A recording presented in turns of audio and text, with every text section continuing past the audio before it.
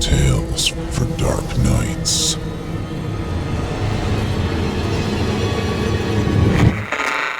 Want to make sure you never miss a Chilling Tales for Dark Nights video again? Be sure to subscribe and hit that bell to turn on notifications.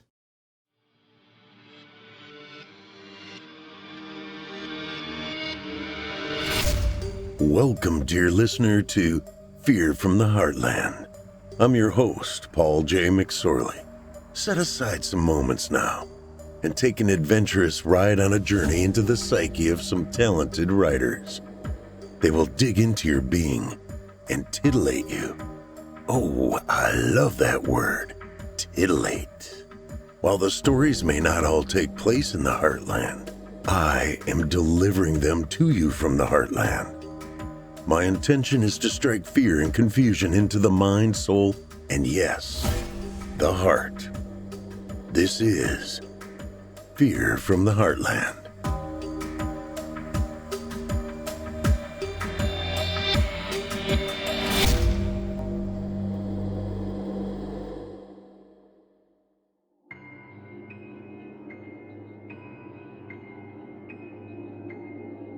Hello, Heartlanders, and welcome to episode 15 of Fear from the Heartland.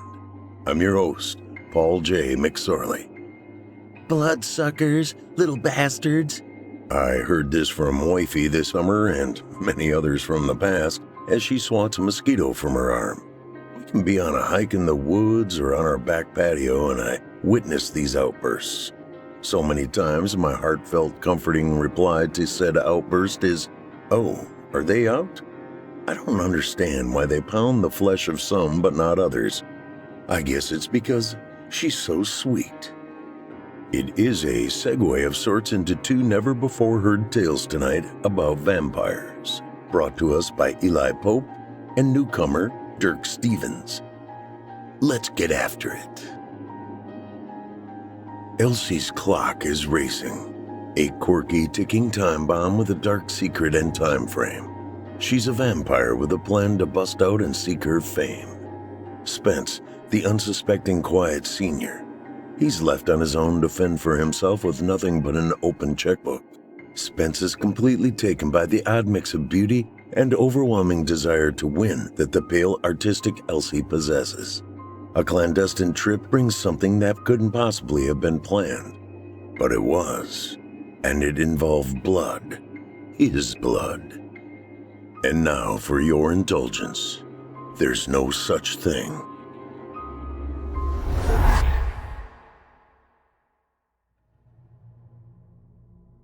Chapter 1.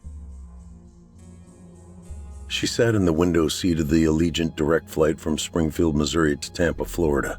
Cruising at 42,000 feet above the earth, Elsie was dressed to kill. Wearing a crimson red halter top and black yoga shorts so tight they appeared to be painted on. It was no wonder why any human male would take notice. She sat next to an older couple who also tried to peer out through the same small oval window as the young, almost 18-year-old watched the blue and white skies surrounding the plane. Her leg was bouncing to the beat of whatever was playing in her earbuds. The grooving tune happened to be Give It Away by the Red Hot Chili Peppers. It wasn't a current song because, quite frankly, Elsie's taste in music was, well, as quirky as she was. She sang some of the lyrics just under her breath. Give it away, give it away, give it away now. The older gentleman was sitting next to a lady that Elsie presumed was his wife. The sophisticated gray-haired woman sat tightly squished in between them, looking uncomfortable, but still smiling brightly. Her husband, however, bore a look of, "Lord, what the hell happened to this generation's kids today?" It was practically stamped across his face.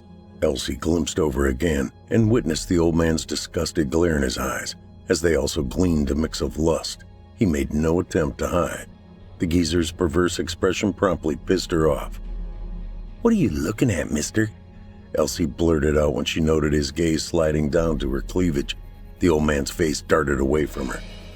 "Hey, ma'am, I'd keep an eye on your husband. He's got nasty on his mind." There it is again. Loss of control. Elsie wasn't normally so blunt with people, especially the elderly, but she had no tolerance for creepy old dudes. They always left a bitter taste in her mouth. Rusty turpentine came to mind, and today wouldn't be the day to mess with her. Today, she would end up with Spence, the boyfriend she had dressed to seduce.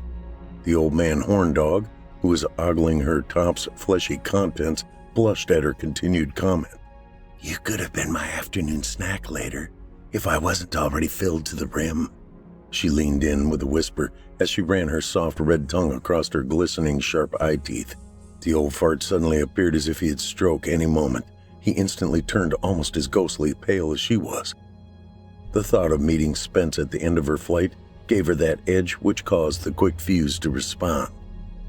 Elsie had planted the seed of a covert meeting in Spence's thoughts weeks ago. Her plan was simple. She'd drop a subtle hint she could be free on this one particular weekend and would love to have some alone time with him in a quiet little beach town called Reddington Shores. Maybe a quaint motel room on the Gulf Coast without the distractions of parents and friends. "I hear it's almost deserted once you drop below Clearwater. Mainly quiet, retired visitors." A simple, complete plan. She was born a calculator, much like her father. A plan was just a part of everyday life, ensuring success in any endeavor. The one major aspect the two share. "Nothing good comes from happenstance," Elsie's father would regularly recite. Her mother held a much more scattered form of living, which is why she was a daddy's girl. Elsie and her dad were brilliant at hiding their feelings of dealing with mortals most of the time. Occasionally, she would reach her limits if they tugged at her psyche beyond the control that she had almost mastered. Her father always contained dominion over his emotions. There was a slight dilemma, though. They lived on opposite sides of humanity's ideals and how those tenets should be dealt with. Daddy was a cop in this crazy world, which was an ironic oddity at best, considering he was a vampire. Enforcing human laws all the way up until feeding time, and only then casting those sacred laws to the side. It seemed a conflict of interest, and Elsie could see it. Her father would just smile and wink. "The undead do need to feed, honey, or our eternal benefits all disappear." Of course, Elsie was also a member of the Vespertilianid family. Being very different from her friends and having to keep it hidden led to frustrations. This internal conflict of her past human side, now struggling with her present desire to feed on what she once was, is what led her to discover her creative side. Her mother had told her, "The fact you can find refuge from your conflict of interest through artistic creativity will help lead you to accept what you have become, Elsie. It's nothing to feel guilty about. You held no choice in the matter. It's just our way." "I realize that, Mom. And while making things with my hands do help alleviate some of my guilt, it's not a complete cure. I wish I could solve my two worlds colliding like Daddy has. Hopefully someday." Painting from drawing on her emotional challenges did inspire artistic masterpieces with hidden meanings that were boldly displayed in vibrant splashes of the same color. Different shades sometimes, but always in crimson red. People appeared to be in awe of these pieces of art she had painted with. Elsie's art teacher, Ms. Wallace, constantly bragged about how she could pull off such wonderful pieces with only textures and tones breaking up the single palette of red. Ms. Wallace practically worshipped Elsie's artistry. Excuse me, miss." Elsie turned away from the airplane's portal to the outside and saw the attendant. "Yes," she answered with her eyebrows cocked. "Would you like something from the drink menu or a snack?"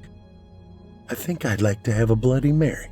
She leaned a little closer where the old man's wife couldn't see her face, but the husband could. "But of course, it'll need to be a virgin drink. I'm underage." She looked down playfully at the old man, who practically swallowed his tongue as his hand sat in his lap, forcing an adjustment in his seat.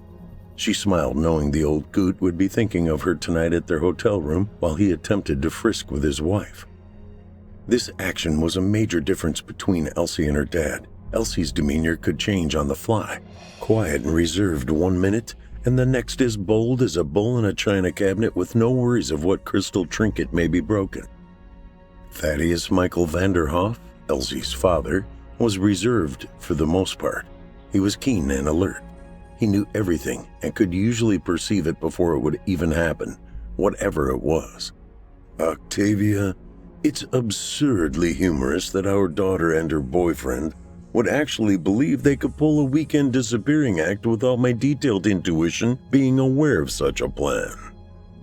Oh, Thaddeus, she's not only becoming a young vampiress, but she's also sprouting her own wings. Let's not forget about our clandestine weekend all those centuries ago. She smiled coyly as she snuggled up and ran her fingers down his back. Octavia leaned in close. That weekend was so magical, she sighed. I was soft clay in your hands by the time you introduced me to your world. The subject of Elsie's plans was Spence Davy, a quiet kid and nothing like her father. Spence and his friends were more the type that would hang out during lunch at the south wall of the gym, smoking cigarettes or even weed at times. They deemed themselves rebels of sorts, raging quietly against society's machine, but not in a disrespectful or dangerous way. He had tried to get Elsie to smoke pot with him once, but she had immediately declined and shut him down. She rarely even drank alcohol, even though she had plenty of opportunity to do so. She saw these vices as a weakness of being human. She held no qualm against those that did. It was a personal choice that one should expect to be held responsible for whatever repercussions it brought. She didn't need to drink booze or get high to enjoy life. She did partake in a beverage, but her libation was drawn from another's vein, not a bottle. Elsie's friends in school would be the Wobbs, wear only black, or the girl that other parents would see as pretty if it weren't for their magenta and turquoise-colored hair, pierced lips, and eyebrows, along with high-heeled spiked boots. And while Elsie seemed to enjoy being surrounded by these quirkier kids, she wasn't about to publicly display such obvious signs of what lay hidden inside of herself. She dressed very conservatively, except for occasions like today. She was usually found in more understated earth tones and coarse-weaved sweater tops than to boldly wear her true wildness on her sleeve. She enjoyed her subtlety, although you'd never know it from today's outfit. But today was different, much different. Spence was distinctively different, and it had taken Elsie's dad some time to accept his daughter's choice in her male interest. Her father may not have seen it at first, but Elsie noticed Spence's charm immediately on his first day at school. He wasn't a typically hot, athletic jock type, but he owned something that attracted her attention, a spark, and she felt it upon sight. She was thrilled when he showed up in her 5th-hour Art 3 class.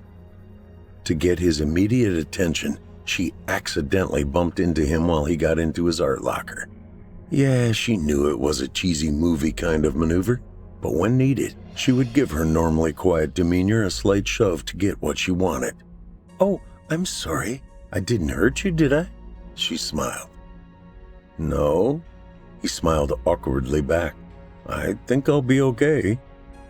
Elsie closed her locker, feeling rejected and disappointed, until Spence added, I should probably get your number, though, if I have a delayed reaction or discomfort later. He grinned. My name is Spence Davy. That was the day Elsie hatched her plan that led to a rendezvous with Spence in Reddington Shores. She had never flown on an airplane before, but she was a frequent flyer of sorts. Chapter 2. The sinking and rising of the plane's interior drew Elsie's attention away from the window. She briefly looked at the old woman asleep, oblivious to her husband's still intense interest of her. Elsie didn't suffer any fear or anxiety from the plane's amusement park ride-like movements. In fact, she rather enjoyed them. The feeling of her body sinking quickly, pushing her stomach up to her chest, brought on excitement. Much like the free flight of a bat, changing direction and altitude instantly at will. She loved that feeling, and her smile showed it. She wondered for a moment if the old man had met up with his wife years ago like her and Spence were about to. Maybe a scandalous clandestine weekend getaway, sharing the passion of their bodies sliding against each other's hot, moist skin. The picture of the couple began slipping into her thought, overtaking her daydreams of Spence. She quickly shook her body as if to erase such an odd segue from enjoying the climbing and falling of the plane's fuselage. Reddington Shores had been her idea from the beginning. He was, of course, a willing participant who now was drawn to the thrill the experience would be bringing. And the timing couldn't be more perfect. The thoughts it brought titillated her. She wondered if he was expecting anything more than just foreplay. They hadn't done much of that in their relationship yet, although there had been some fumbled attempts. It always had felt awkward to them, at least her anyway. When getting right down to the nitty-gritty of it, the act seemed carnal, something only animals should perform. They, after all, weren't wanting to conceive a child, and that was what copulating was for.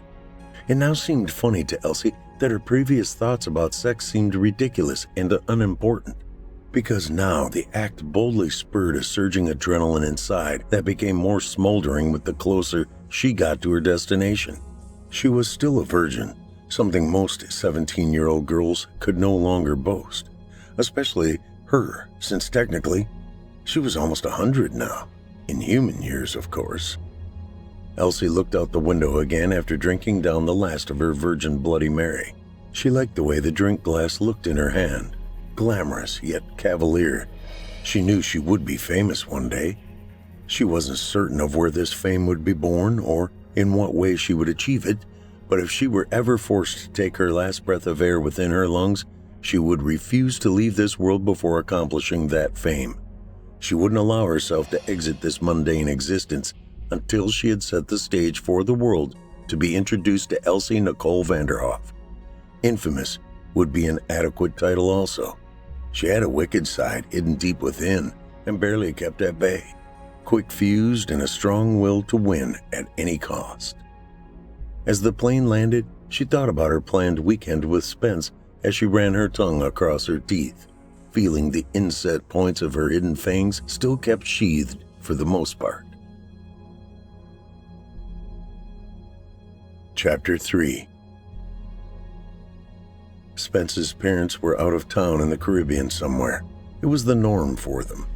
His mom divorced his birth father a year and a half earlier and moved Spence and herself to the small town of Ozark, Missouri, a far cry from the Utah desert they had come from.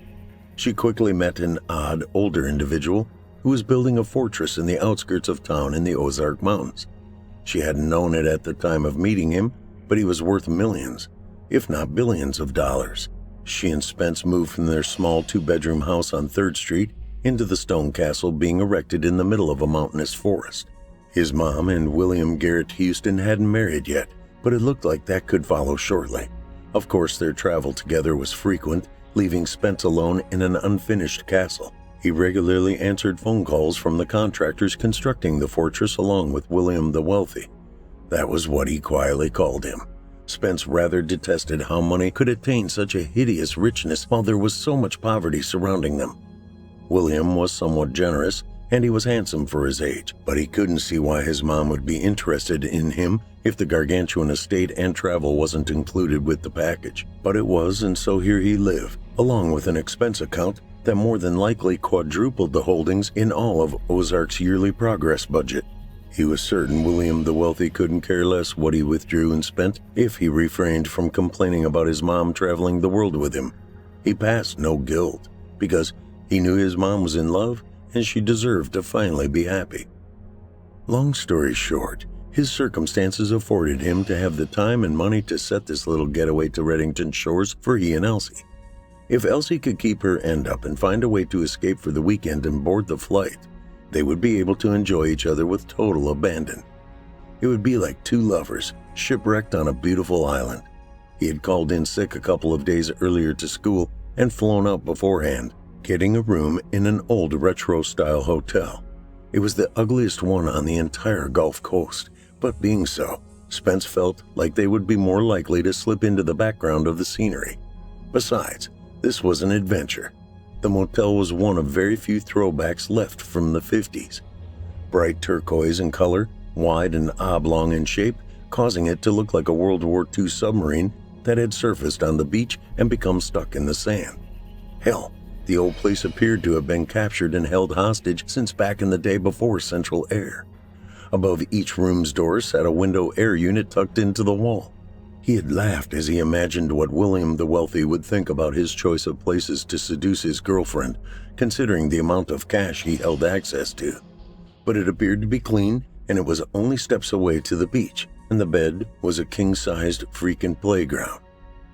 Spencer nervously smiled as he looked down at his watch, noticing Elsie's plane should have landed 10 minutes ago. He had given her cash and had her load the Uber app onto her phone. It shouldn't be long now. It was funny, but the thought of them being here alone made his stomach queasy. They've been alone many times together at his house where they could have done anything they had wanted, but that never made him feel nervous like now. Why would being alone 1,000 miles away be any different? He thought about it. Because now that they were here at the beach under such clandestine planning, there would likely be stronger expectations beyond what there had been before. It's okay, he thought. He was prepared. He felt a movement in his pants as he pictured her young, pale, white-skinned body and auburn hair.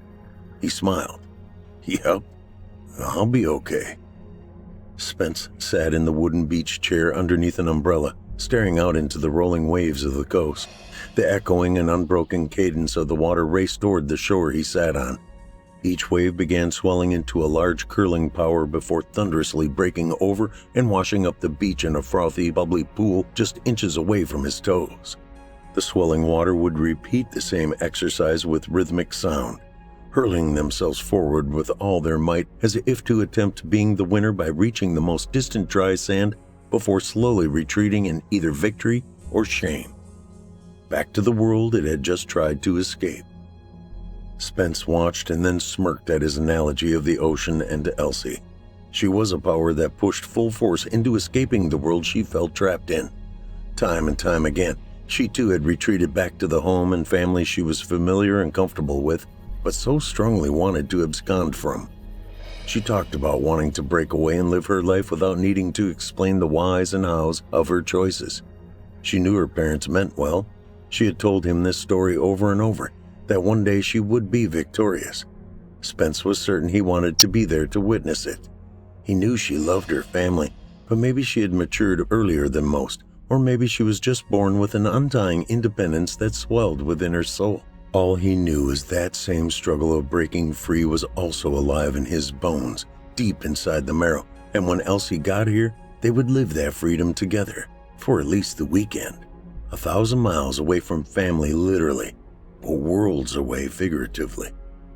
Spence was so deeply concentrated on his daydreams of Elsie and just what they would do, he hadn't noticed the shadow of a tall, thin young woman walking up from behind in silent footsteps, hushed by the soft, powdery sand. Elsie quietly placed her backpack down a few steps before she stood behind Spence. A smile as big and bold as her face carried in this moment were seldom and far between. She usually carried a stern, distant look in her face, as if she held no interest in the ones surrounding her. But not this afternoon. Excitement filled her demeanor with an unusual beaming. She reached a hand around either side of Spence's head and then cupped her palms over each eye. He jumped and began to turn, but Elsie's strength was strong and her grip held him steadfast. She leaned in and whispered, "Hey, fellow fugitive of Missouri. What do you say we saddle our ponies together and ride like Custer into the valley of Little Bighorn? Throw caution to the wind." And then she let him go. Spence's head, now able to continue his rotation behind, knew exactly who the culprit was, and his heart skipped several beats before being able to stand up and turn to meet her gaze. "Elsie, you scared the bejesus out of me." His arms pulled her in close, and her hands almost reluctantly drew in to hold his bare stomach. His lips wanted to travel the distance between his and hers, but an awkward nervousness kept him at bay. Their relationship was perplexing. It always had been. The intelligence held between the two would certainly skyrocket off the charts. It was more than likely their over-analyzing tendencies that got in their way of just letting go and enjoying each other. They had been friends since early in their junior year when Spence moved to Ozark with his mom. Getting to know each other was a slow process, but each seemed comfortable in their relationship and the progression it had seemed to move toward in the year and a half. But there was that niggling nag in the back of each one of their heads, always nudging one to doubt the other's readiness for something more or to take the initiative to explore it, to visit that next step.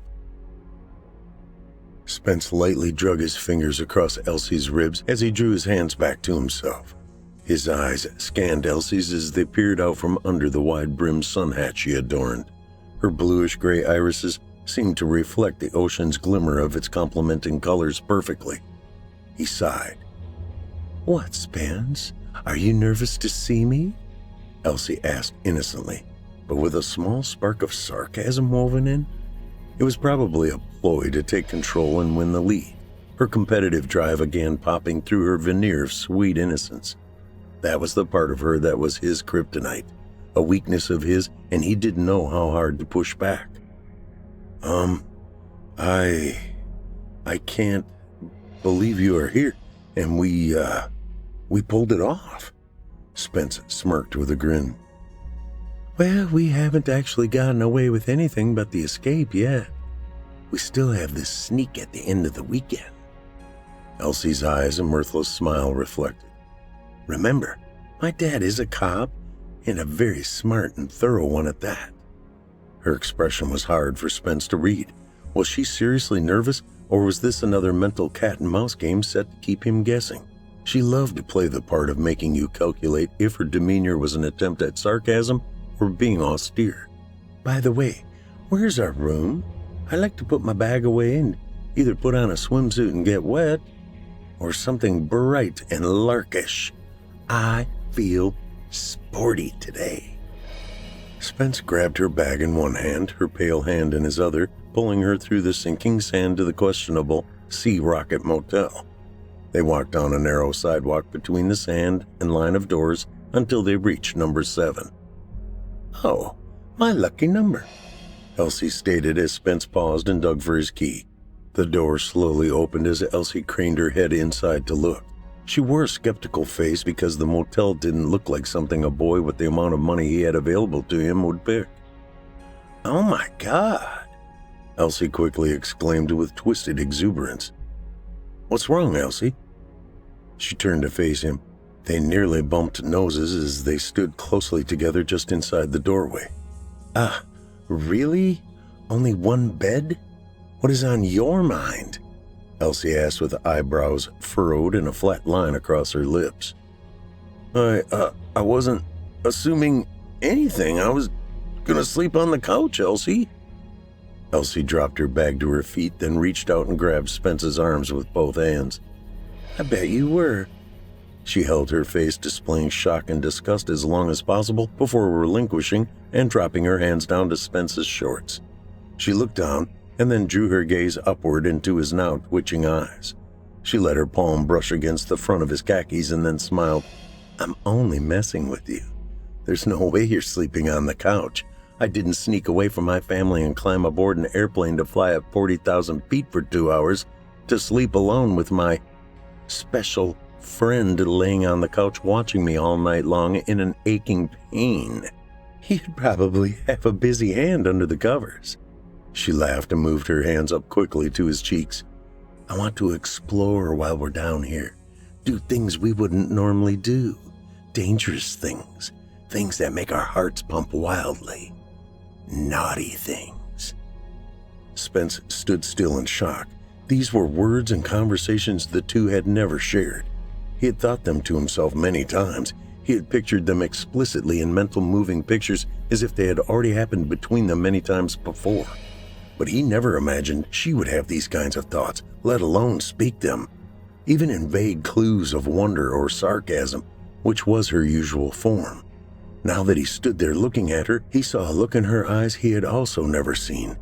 She wanted to experiment. He could tell.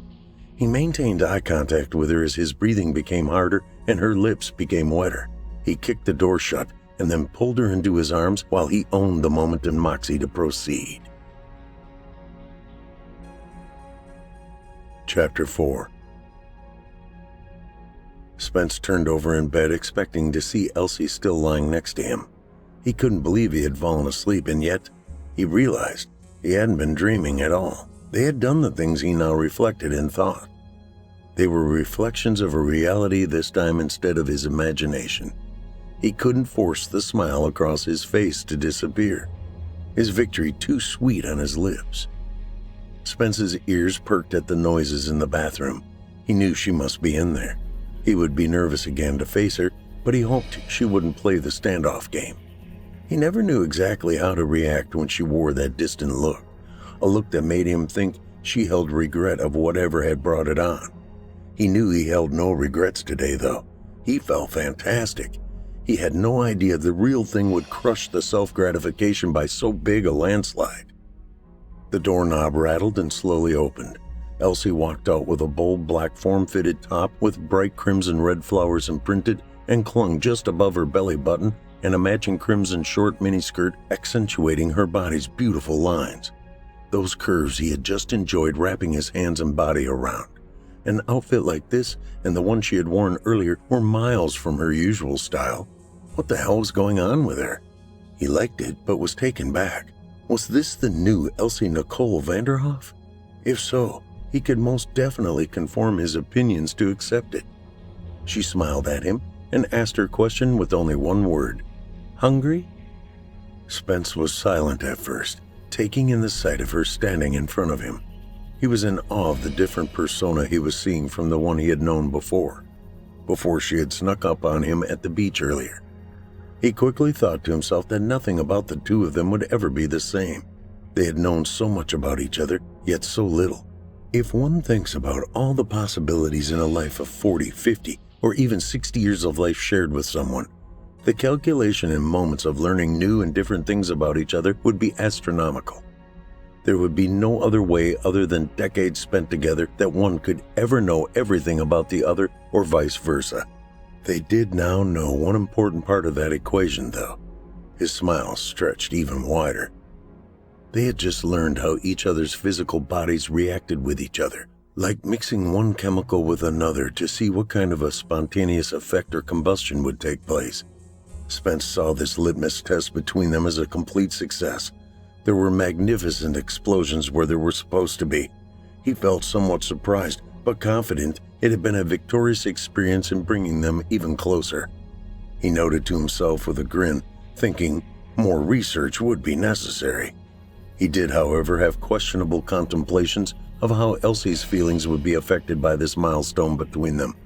After the dust settled, her psyche was a hard equation to solve and come up with the same answer each time he tried. In some respects, it was like she was from another world, one he held no understanding of. Elsie walked up to where Spence still lay, the sheet still covering his naked body. She smiled a sinister grin at him and again asked, "Hungry?" Before he could answer, she reached over toward his shoulder and grabbed the corner of the sheet, giving it a quick tug down to his ankles. Spence struggled to cover himself in certain places as his face changed 3 shades of red that matched her outfit. "My God, Elsie, why did you do that?" he questioned as he tried to wrestle the sheet back from her hand. Elsie giggled. She saw the embarrassment in Spence's face and couldn't believe it. "My God, Spence, you've seen every part of my body up close and completely naked, and I've seen your stuff. You're going to play modest now? That makes no sense," she said in a most practical tone, sprinkled with sarcasm. "We've been one together. You've been inside me. There's hardly any other way we could be any closer now than that. Please, I just want to see what I've let be a part of me. I want to see the magic my body felt." That's just weird, Elsie," Spence thought a moment as his blood drained back to the places it should be instead of all pooling in his face. With some hesitation, he threw his legs out from under what small amount of sheet still covered him, and his feet landed onto the floor with thuds as he stood up. "Here you go, for your viewing pleasure," and he dropped his hands to his sides, uncovering his genitals as he began to move in circles like a merry-go-round. "Well now, I do like what I see. Yes, I can see why I felt so warm and gooey," she smiled. Again, something Spence wasn't used to seeing or hearing from her. "If I realized I had the ability to give you warm smiles like this, Elsie, I would have stripped naked months ago and paraded around." He walked toward Elsie. "Seriously, El, you look fantastic wearing a smile like this. I'd like to see more of it. Now it's your turn." Spence stepped back to watch, now seemingly comfortable in his birthday suit. What do you mean, my turn? Let's have a good look, Elsie. You're surely not going to play bashful, are you? I want to scrutinize the package I've laid with, too. I mean, it was unwrapped so quickly and then covered by the bedding. Elsie's mouth dropped, her smile now dripping down toward her chin. You can't be serious? I just got cleaned up and dressed. I'm ready to go out on the town, out to eat. But first things first. Not fair. You are already just lying naked under the covers. I'm not going to let you watch me take my clothes off that I just spent time putting on. That's ludicrous. I'm no stripper, Spence. And I guess I'll unwrap you myself. Spence moved in closer. Elsie began to back away, her stubbornness not allowing her to let Spence win. She began pulling her black top, displaying brightly red-colored flowers over her head, baring her pale white breasts. Spence stopped advancing and backed up to the edge of the bed to sit, his eyes never leaving Elsie's body, his erection growing. Elsie nervously looked down to where her hands began sliding her skirt down, shaking her hips back and forth to enable its removal, nervously avoiding eye contact. This moment in time instantly changed her mood from playful fun into a mental challenge she now found very uncomfortable. Elsie didn't like not being in total control. She despised losing and saw this as anything but a win. This would be a lesson she had learned from and never let herself get backed into a corner like this again, ever. Spence watched as the warm smile quickly diminished from Elsie's face. It's okay, Elle. You don't have to finish. The game is over. Elsie slowly looked up and into Spence's eyes and continued to let her skirt fall to the floor. No, Spence. It's not over. It's never over until I say it is. Now watch me. She reached around and slipped her fingers under the waistband of her panties and tugged them downward, bending at her waist to finish pulling them from one leg at a time. The room was completely silent except for the light sounds of the waves crawling up the shore in the muffled distance. The tension in the room grew thick as the air conditioner fought to keep up with cooling the heated space. When Elsie was completely naked, she lifted her cold grayish blue eyes to Spence's and stared. He looked as if he didn't know if he should speak or remain silent. Elsie stood completely still for a moment, soaking in the discomfort within the walls of the room. She then slowly began to turn in place, one circle after another, as if she were being searched under a spotlight by a detective in the interrogation room. She knew she had won by Spence's lack of speech or gesture. This was less pleasant for him now than her. When her back was completely opposed to him, she let a broad smirk escape her lips, knowing he was as nervous as a whore in church. She had made him pay dearly, and he wouldn't ever forget this day.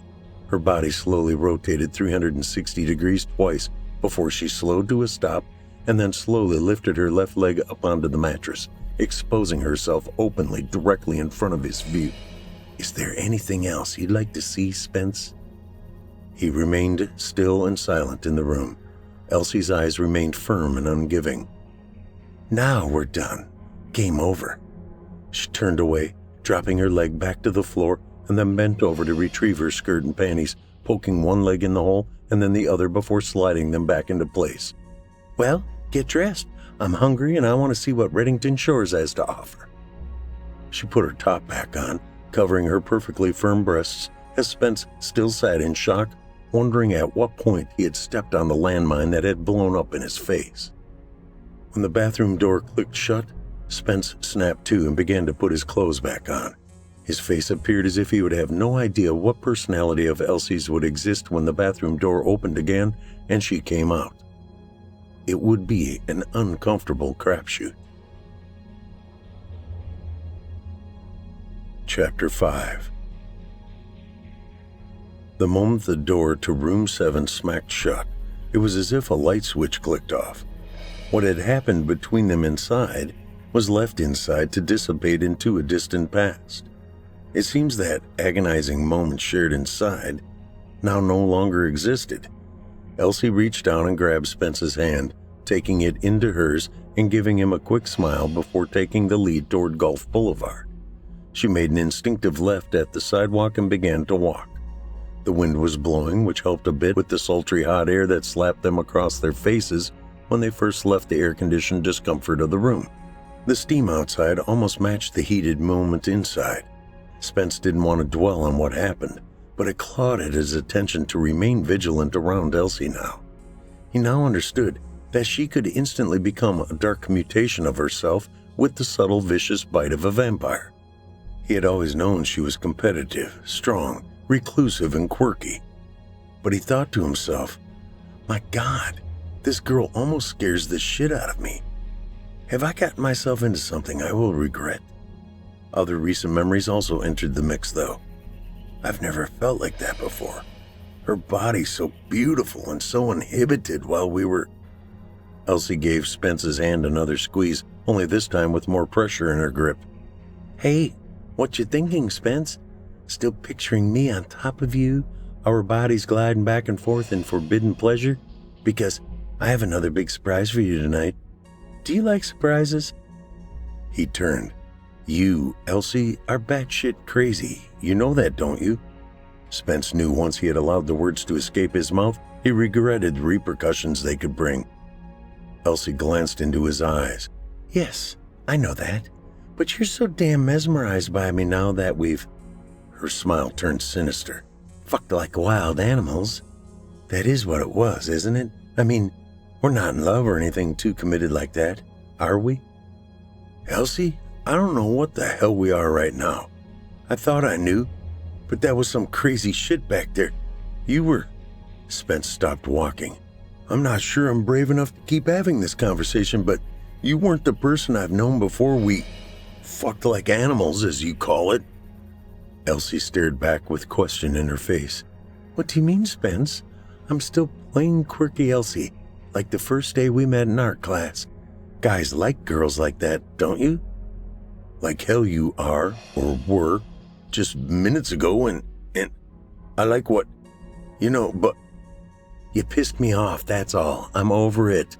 I don't like losing, and you made me feel like I had lost. Get over it, Spence. I have." She turned the question mark in her face back to one of excitement. "We only have the weekend.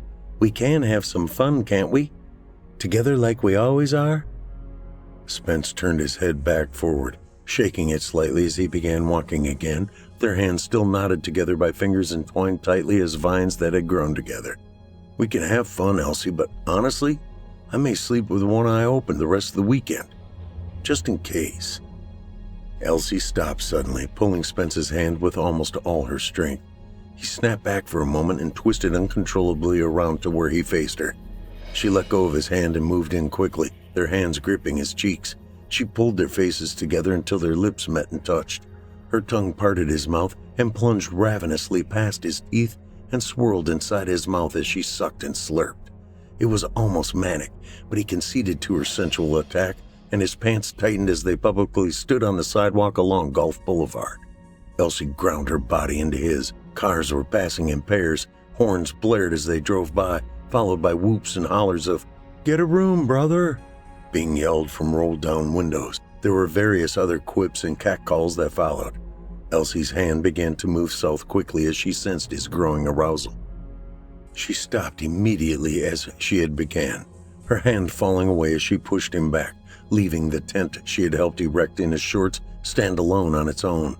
She coyly grinned a look that he seemed unable to decipher as friendly or adversarial. "See?" She stood standing with her hands to herself for several seconds before continuing. "We're still capable of fun and pleasure between us. I'd say it's all up to you, but I'd be a liar. We both know it's all up to me. I'm the Princess of Darkness that's holding control.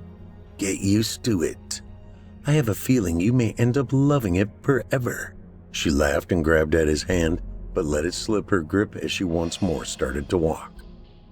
Spence stood perplexed in the middle of the sidewalk, watching Elsie's silhouette calmly walk away from him, never turning back to check. It was as if she knew he'd follow her like a lost puppy. And yes, that is exactly what Spence did. He double-sped his steps to catch up and maneuvered to his spot on her right, the traffic side, which is where any gentleman would know to be. Just like her pet Doberman back home, he slid in next to her side. He was captivated under Elsie's spell. She was like none other that he had ever met. He could love her and hate her in the same breath. Was this how true love grabbed control of someone? He asked himself these questions as the two continued north up Gulf Boulevard until they saw a quaint little restaurant called Kenny's Corner, spelled intentionally incorrectly. He knew this would annoy Elsie, but she reached for the glass door and pulled it open with no contrary words. "Good afternoon. You're just in time. We're on last call, only open for breakfast and lunch. Just the two of you?" "Yes, sir. Glad we made it in time. We're starved," Spence answered. Kenny, Spence assumed, sat them at the bar and asked if this was okay, to which Elsie smiled and nodded in agreement. "This works best so I can answer any questions about the area if you have them." The older, tall, pale gentleman smiled a convincingly genuine smile. "Kenny's my name. What's yours?" he asked in a heavy New York accent. "Mine is Spence and—" "And I'm, of course, Elsie," she interrupted. "We're visiting from the Midwest." "Well, it's nice to meet you, Spence and Elsie." He grinned rather oddly. "Hope you two enjoy your stay while you're here. Happen to be here on a full moon night tonight. The bewitching hour is soon upon us this evening." Kenny grinned again and winked at Elsie as he passed them a couple of menus. "Anything you like on here, breakfast or lunch. I'll be glad to prepare it." He turned to Spence. "I think you'll need the energy for this one tonight, son." He winked and smiled. Spence gave Elsie a confused glance, to which she smiled and cupped his hand with hers after giving it a quick tap first. He understood the signal to just go with her flow, but he didn't have any idea why the mystery hovered so oddly in the room. He wondered if for some reason she was worried about her cop dad finding them. They'd be back before he'd even know they had been missing. And what the hell was up with the winks and grins between Kenny and her? It seemed like something was understood between the two of them, as if they knew each other already.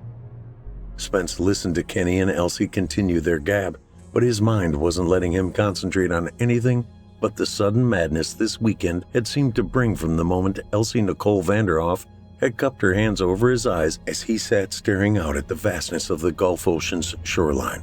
He couldn't help but wonder if instead of entering Reddington Shores, Florida, they'd instead entered some kind of twilight zone. Just what in hell was in store for him tonight with her surprise? "Spencer, what will you have, sweetie? I'm having the hippie hash." "Hippie hash?" "Just 2 eggs scrambled and white toast and whatever kind of fried potatoes or hash. Minus the hippie part." Chapter 6. They decided after eating they would walk to the end of the block from Kenny's Corner toward the beach to see if there was an entrance to walk out to the sand. They had walked the beach back to the Sea Rocket Hotel. After maneuvering around some dumpsters, they jumped onto the smooth sand and made their way out toward the shoreline. They waded out into the waves that rolled up slowly onto soft sand, each wave slowly chugging up the beach before it retreated out from where it had just come. Swish, swish, swish. Giggles and squeals of young children running and splashing mixed with the constant music of the waves. The only interruption was by the songs of seagulls, either announcing their arrival as they glided onto the soft sand, or possibly scolding in their language for us to stop trespassing on their turf.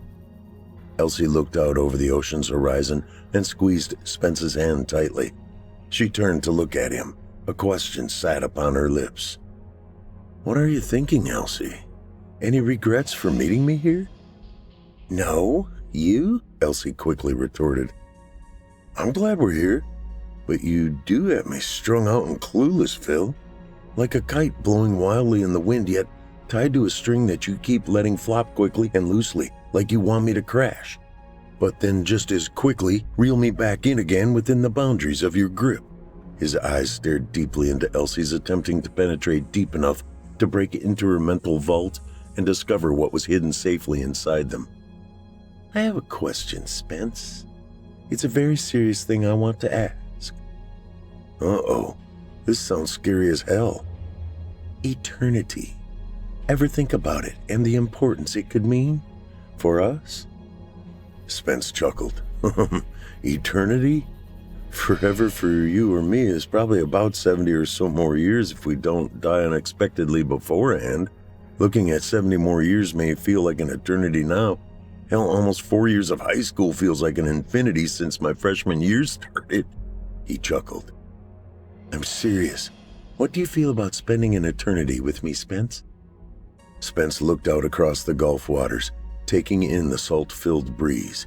He watched several herrings flying low to the water's top layer, spotting food and nosediving into a kamikaze crash, breaching the surface, beak first, to clutch its meal and carry it off once again. Life is designed a specific way, Elsie. You know it. I know it, and nothing else is possible. We're all visiting this world for an unknown limited amount of time. I'm okay with it being like this. That limited amount of time is what makes life precious. It's what makes sharing it with someone meaningful. He turned to see Elsie's scowl as if she knew better. He could tell she didn't like listening to his reasoning of eternity's impossibility of being anything more than a dream here on Earth, or how easily he accepted it as further reasoning of why marriage held so much value. We can hang out together as long as we don't kill each other first, for as long as we can, I suppose. Possibly sharing our eternities together as they pass us into the next phase of existence. He smiled, knowing Elsie wouldn't accept any answer or explanation other than her own. She plopped down suddenly and sat on the sand. Spence was afraid some crazy tantrum was about to begin because he had dared to contradict her protocol of life's inner workings, but nothing followed other than a short sigh from insolent lips. A calm washed over them both as the wind seemed to lose its will to continue blowing in from the distant horizon. It seemed to be a perfect visual metaphor for what they had experienced after what had been an incredible physical awakening for them both. He didn't want any more awkwardness. It didn't appear Elsie did either. What if I could offer you a way to spend an eternity with me? She glanced up. Would you take it? Spence smiled. Sure, Elsie, you know I would, without a doubt. Even though you scare the hell out of me. He smiled. But let's go swim out in that ocean right now. Spence looked over at her. He wanted to calmly steer her questions into another direction since she wouldn't retreat with them on her own. Hell yes, let's just do it, she answered as she got up and began pulling her skirt down. Whoa, Elsie, let's put on our suits back at the room first. He paused a moment. Is it the salt air here? Who are you, Elsie Nicole? I'm the girl that's going to share forever with you, whether you believe me or not. She laughed as she pulled her skirt back up and then reached to help Spence up to his feet. You are one crazy girl when you get away from home, aren't you? Elsie smiled wickedly. Sweetie, you don't know the half of it. The two took off and headed back to the Sea Rocket, the only turquoise motel that could be seen from the beach. For that matter, the only building left from the late 50s that had survived several hurricanes. After reaching and opening the door to room 7, they looked at each other as they began to change into their suits. Spencer suddenly knew their time together alone this weekend was limited.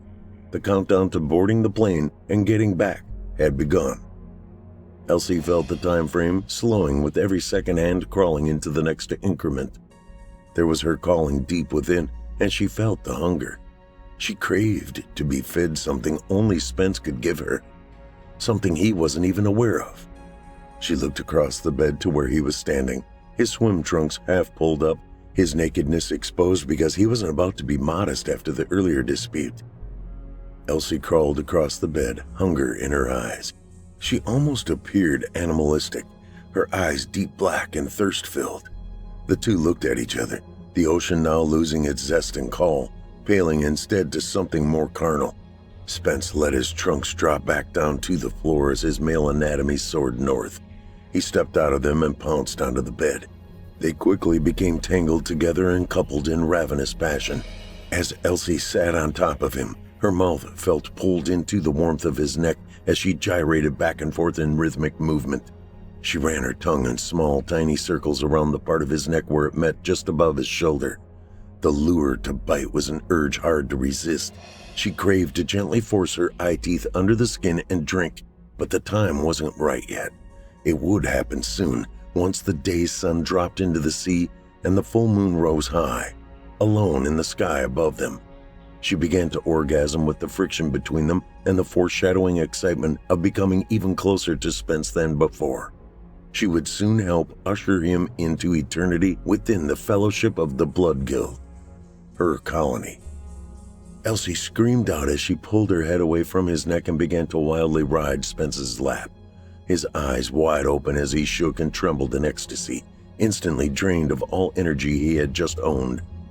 Elsie dropped down on top of his ribbed stomach and lay looking wantonly at his bulging jugular, seeing it throb as his blood rushed violently and rushed pulsating surges through it just below his soft flesh, her thin, sharp eye teeth being forced by will to recede back into their internal sheaths.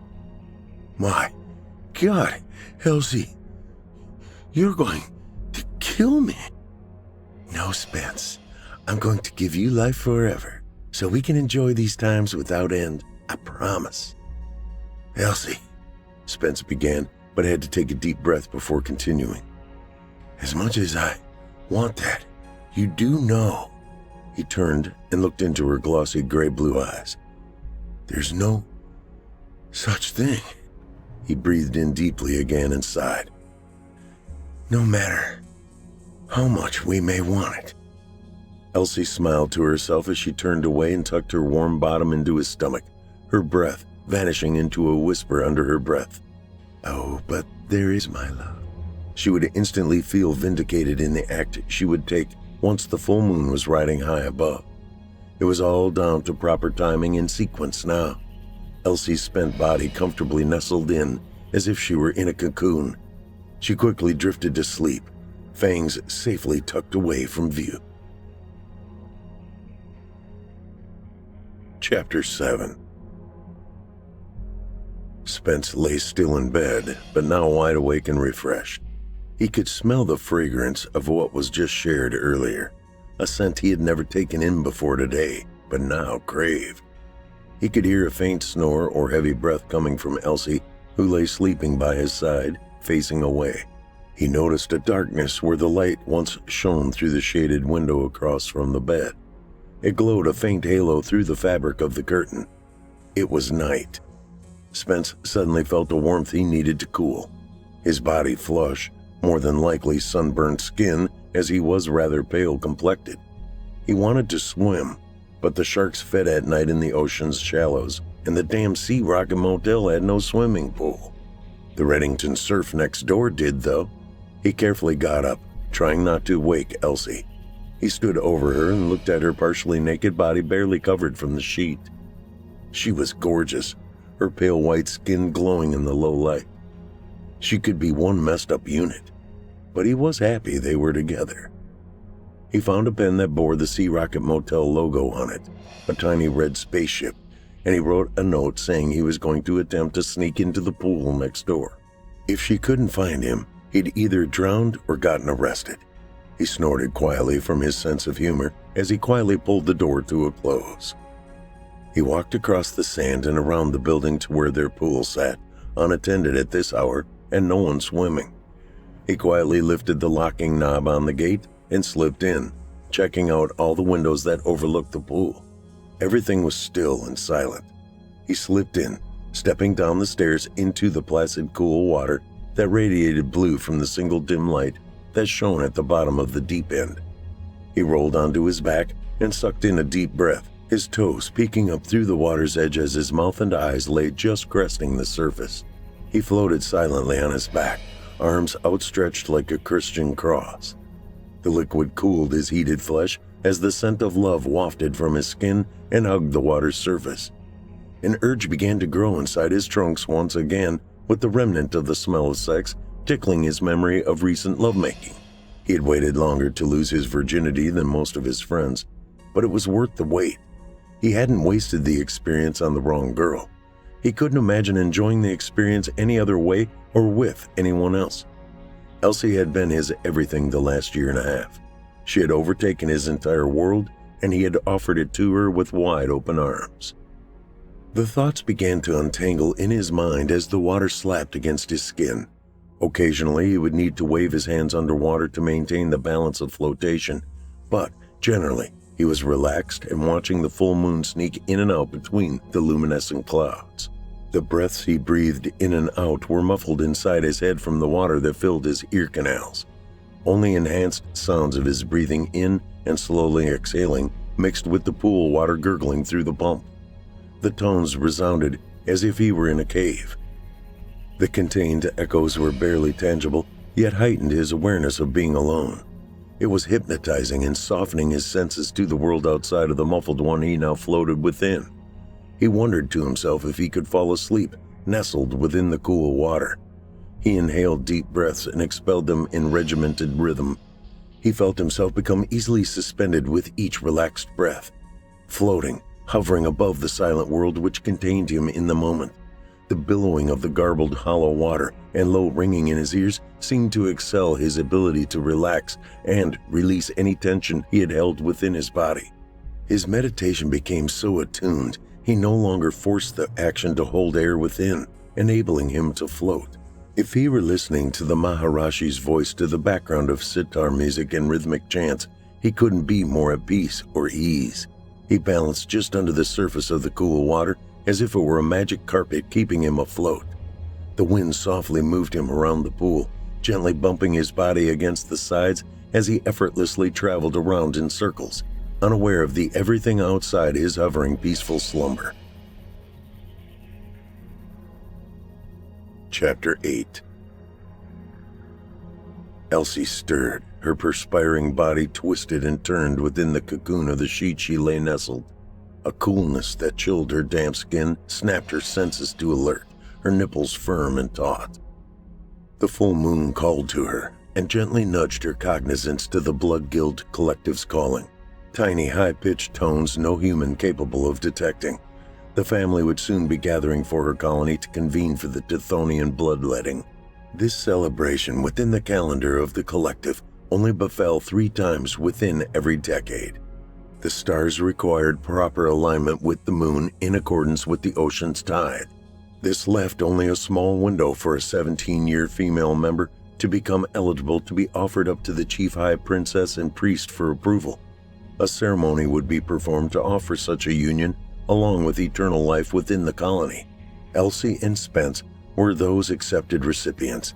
Spence would be accepted into the colony's fold after the necessary ritual had taken place under the distant supervision and order of the Coven Guild. Spencer met the requirement within the age not exceeding 18, followed by being acknowledged and accepted as the recipient of the highest form of the cult's collective blood guild's honor of eternal membership. Spencer was to become their colony's fully vested and vetted partner in the ever after with Elsie, who was offering him. The only obligation to remain for Elsie, the active living host by birth, would be to feast from Spence's blood. The mate would then be obligated to share the act of taking a human life by killing them and drinking the life-giving liquid substance of their blood every calendar 4th day of every 3rd month, eternally. It sounded far more barbaric to the human world than it really was. There was a price to pay for the gift of eternity, and humans must pay it. Christians chose their faith and beliefs of how to obtain it, and the Blood Guild held their ways. Elsie had chosen and nominated Spence to be her life partner in eternal Blood Guild membership. The only step left for her to complete was the drinking of Spence's blood, and then a shared human kill between them. She sat up very aroused and aware, her senses heightened to their fullness. She took in a deep breath through her nose, sensing her betrothed was not within her presence. She darted around the room, taking in every scent that could be collected, and then she saw the note. Spence appeared to be a floating vestige, a leftover trace from an ancient ceremony celebrating the death of a warrior. The victorious legionary laid upon a floating vessel and set off to seek the next life, the full moon shining down, lighting his passage in its glowing beam, afloat upon a river. Elsie's heart pounded as she slowly entered the cool water step by step, attempting to avoid creating a ring of movement. Time would soon reveal the appropriate sign to pierce his skin and drink in the salty life force that would seal Spence's acceptance into the family. Elsie slipped through the water, slicing her trail until she stood next to his nearly naked form. She glanced up to the moon, seeing its white surface beginning to become reddish pink. The cycle of their season was close. Elsie brushed against him, his body very cool to her touch, and he stirred with the warmth of her body's caress of his skin. His eyes opened and his pupils glimmered as they mirrored the reddening of the moon's brilliant reflection.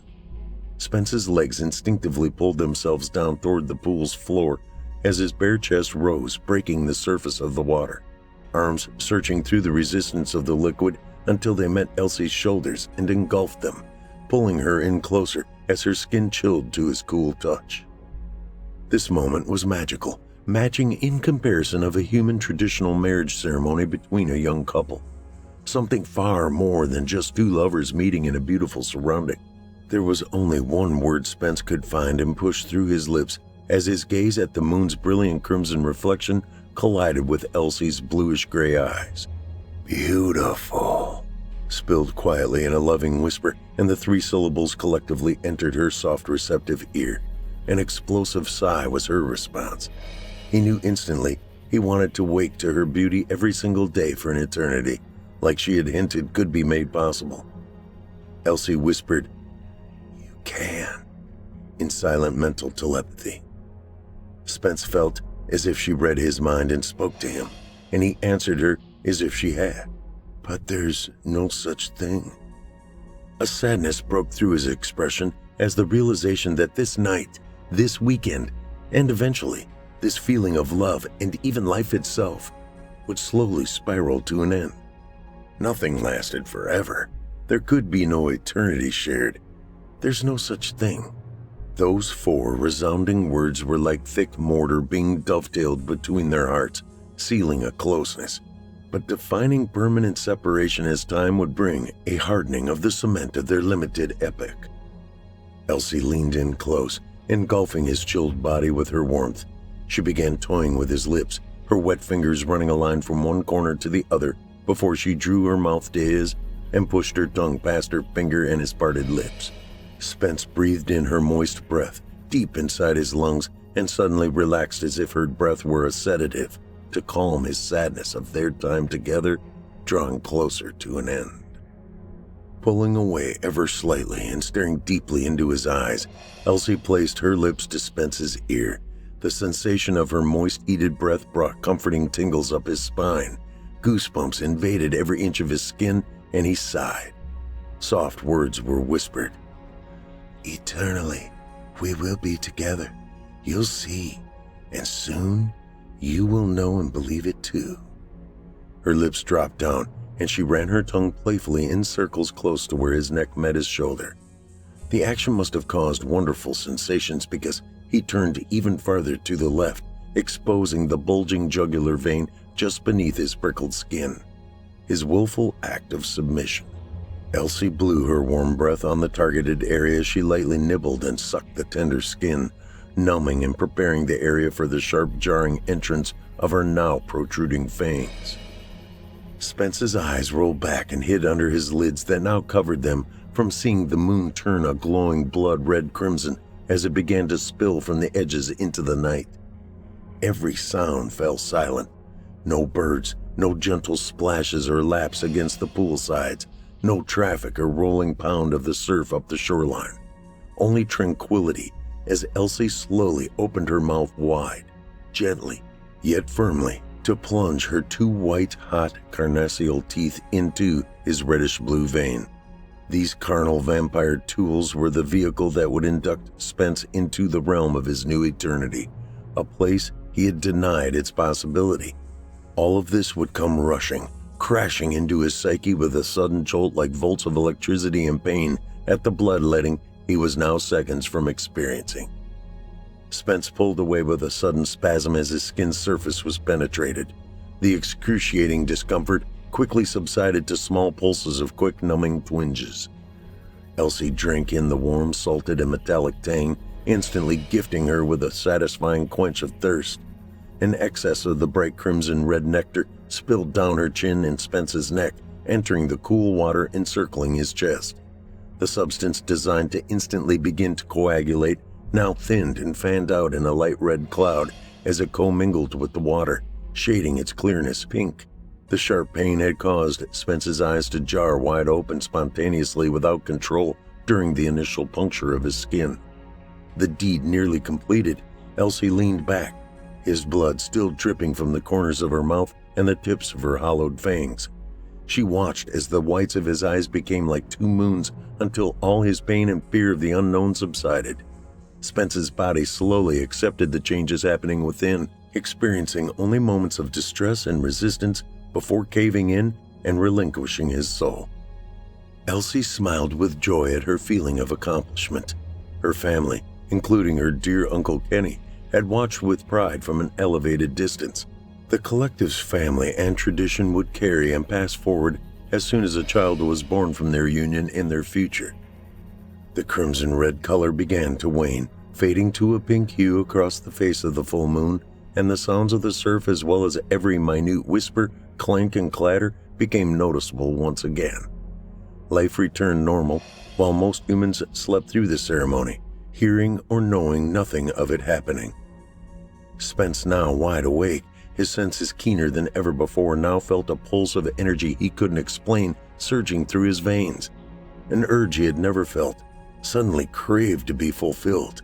He first mistook that craving as sexual and pulled Elsie into his grip as he reached below the water and ran his hand across her pudenda, only to find she wore no panties underneath the white gown that danced enchanted in the currents underwater. He quickly pulled his shorts away and maneuvered Elsie's back to the side of the pool. Spence noticed he tasted the salt heavier in the air and felt the breeze thicker upon his skin. Sounds more intense to his ears, almost too keen for comfort. New urges more raging than before were awoken and now found comfort housed within his body. Elsie smiled at watching Spence experience these new sensations that were taken for granted before because of the lackluster intensity just moments ago. She blew a soft stream of her breath into his face, his hormones concealed within, sparking his testosterone to pulse even deeper. As she laid her head upon the deck of the pool and arched her back, Spence gently pulled her legs farther apart and entered her, becoming one again.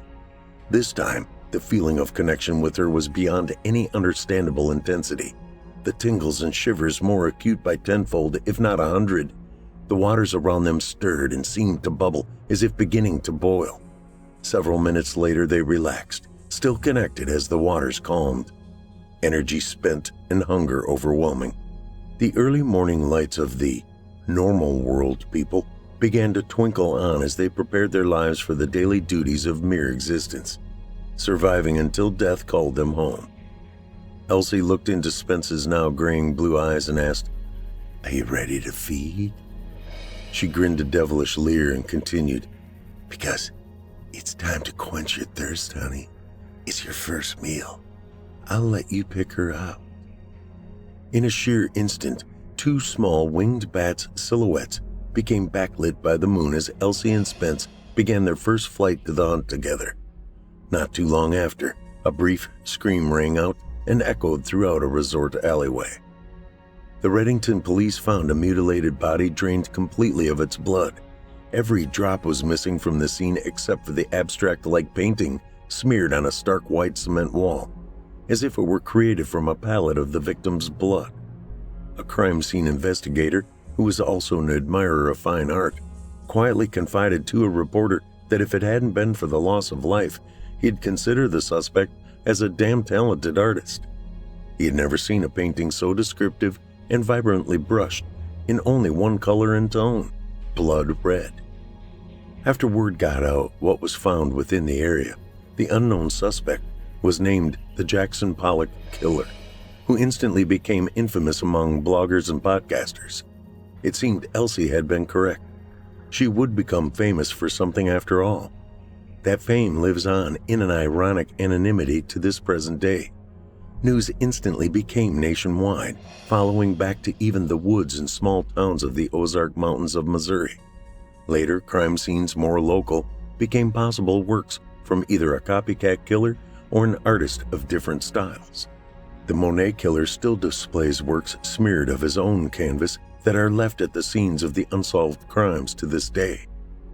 One gallery stated they had an anonymous art enthusiast offering $1 million for a signed copy. no questions asked.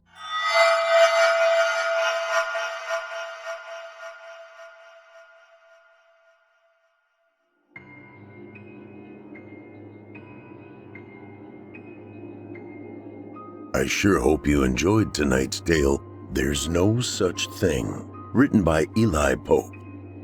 Eli Pope is a major writing contributor for Fear from the Heartland. Eli began his love of creating stories back in high school creative writing classes. The passion lay dormant for decades, while life took him different directions. The stories never left, and he finally succumbed to the voices in his head telling him to put them on paper.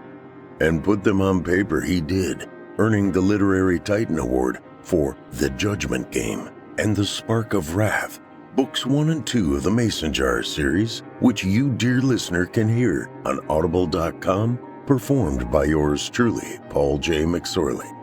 The only thing I will tell you, Billy J. Cater is a bad dude.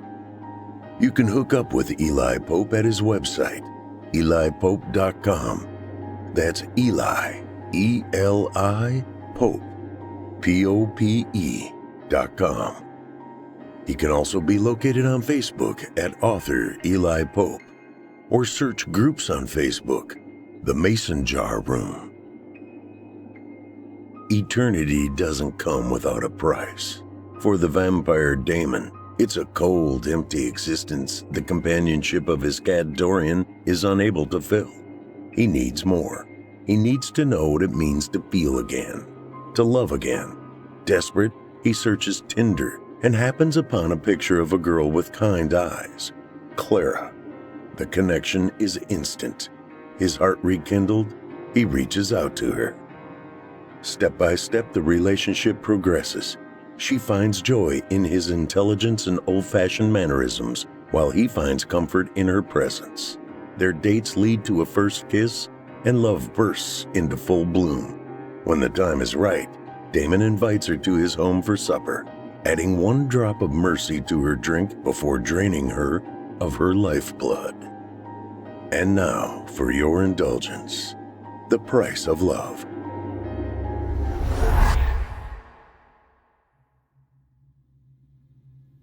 The first rays of sun peeked over the top of the trees before I reached the front door. I peered back over my shoulder, squinting against the light as I fumbled to shake the house key loose from the others and slide it into the lock. But time was against me. In fact, I only just managed to push the door closed before daylight overtook me entirely. Confounded 12-hour shifts. I sighed and leaned back against the door to give my eyes time to adjust to the relative darkness. I'd been the surgeon on call after hours for years, but ever since COVID hit, it had become more of a permanent assignment than simply filling in the gaps. In fact, I'd been on night shift for so long now, I'd almost forgotten what the sun looked like. Once I could see again, I dropped my keys on the table. Almost at the same time, Dorian, my taskmaster, greeted me with a rub against my shin and cursed me with an angry mew. Placing my briefcase and bag of groceries beside my keys, I turned to Dorian. Yes, I know you're hungry, little miss. She sat down on the floor at my feet, staring up at me with her emerald green eyes, judging me as only a black cat can. It couldn't be helped, madam. I had to stop by the market on the way home. The surgeon taking up the morning shift today was late as usual. Dorian cut me off with a meow and glanced from me to the kitchen. Very well, slave driver.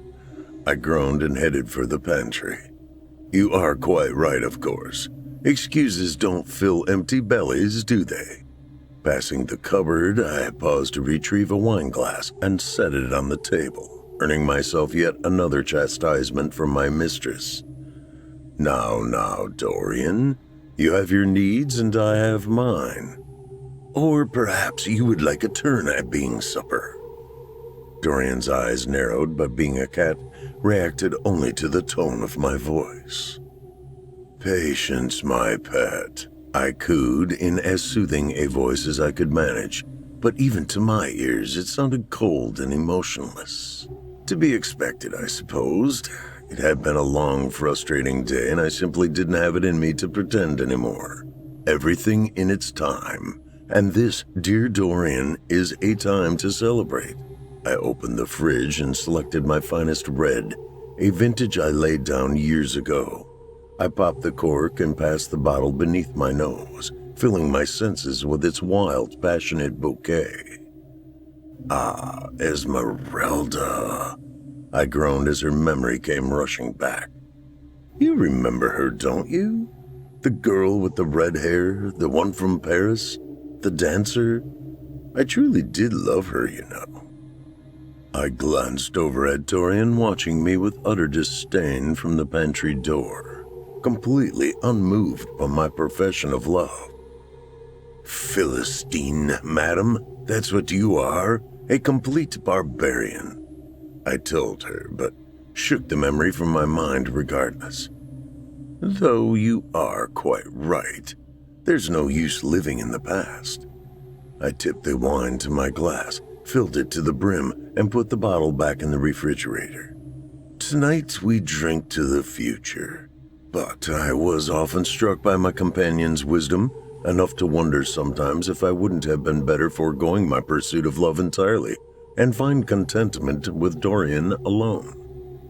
Fearing another outburst from my mistress, I opened the pantry and selected an elegant blend of fish and chicken niblets for my companion, before taking my glass in hand and making for my favorite chair. I do go on, but in fact, cats are magnificent creatures, a trifle judgmental perhaps, but proud and loving in their own limited, self-serving way. I had only just settled down in my armchair by the fireplace and begun to ponder how similar Dorian and I truly were when my phone vibrated, chasing me from my reverie. I fished my phone out of the front pocket of my pants just in time to see Dr. Wallace's name and number fade from the screen. So you did find your ID then, I snorted. He should have. I left it where even he could hardly miss it, but I supposed it wasn't his fault. Time is so unforgiving to mortals, and the old boy was getting on in years. In fact, now that I thought about it, we were to celebrate his 64th birthday next week, which reminded me, I too had reason to celebrate. Clara Dane, I said to no one in particular, and swiped a thumb over the screen, bringing it back to life. Dorian hopped on my lap, still licking the last of her supper from her lips as I brought up Clara's Tinder bio. I tipped the phone to show her who I'd selected. What do you think? Do we have a feature? Dorian, for her part, raised her tail, turned 3 tight circles, and lied down in my lap, completely unimpressed. I smiled and lowered my wine glass to stroke her fur with my pinky. In truth, Clara was everything I was looking for. Young, vibrant, with kind, loving eyes. If I knew nothing more about her, it would have been enough.